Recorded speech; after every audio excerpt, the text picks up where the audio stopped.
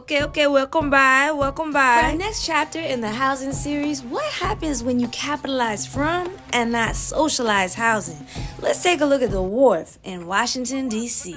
Okay, so far we talked about who owns new developments in DC, private equity and the bankers. Now let's look at a real-life, tangible example of this. Now, who's heard of the Wharf? I know, right? It's so nice, huh? Who doesn't love it? I mean, it's got luxury apartments, hot new restaurants, and an amazing new music venue. Let's look at how it was built. You see, the whole project started with the DC government giving away $95 million worth of prime waterfront real estate to a politically connected developer for literally $1. Like, actually literally. Sound familiar? Like the mayor's recent stadium deal with billionaire Josh Harris? Yeah, same concept. So anywho, after the developer got the land, he turned around a Wall Street bank called Goldman Sachs and was like, "Whoa, looky what we got here." And this Wall Street bank was all, "Oh, word?" And the developer was like, "Word." And the Wall Street banker was like, "Well, what you want from me then?" And the developer was all, "Oh, like a cool 47 mil to build this thing out real pretty and stuff." Yeah. And the Wall Street banker did their math and was like, "Oh yeah, I'm definitely getting a return on that."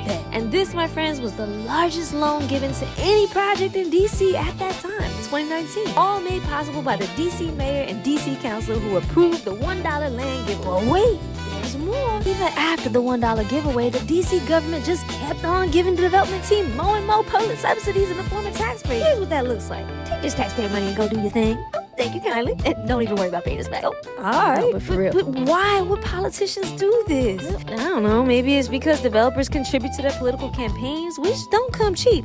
Could also be because politicians might want to say they built this bright, shiny thing for a city was called legacy projects, which for some reason citizens eat up and is somehow cooler to some people than, say, eliminating poverty. So what's the impact of all these actions on the rest of the city? Well, in the case of Southwest DC, with all this public money going to the developers, coupled with a huge loan from the big Wall Street bank, this sent a bat signal to big money that DC is ready to be bought out. So buy it up while the getting's good. This may be one of the reasons why you might see abandoned buildings all around your city. See, property owners many times sit on those buildings and wait for politicians to make big deals as it then drives up the price value they can sell the buildings for, even if it's an abandoned slum building. And that's exactly what happened in Southwest DC. Once people saw the Wharf was on the rise, developers began buying up as much as they could and knock down the abandoned buildings to create very pricey luxury houses. This made Southwest go from one of the most affordable parts of DC to now one of the most absolutely expensive. So let's recap. In the middle of the affordable housing crisis, DC government gave away $95 million worth of land to a politically connected development team for $1,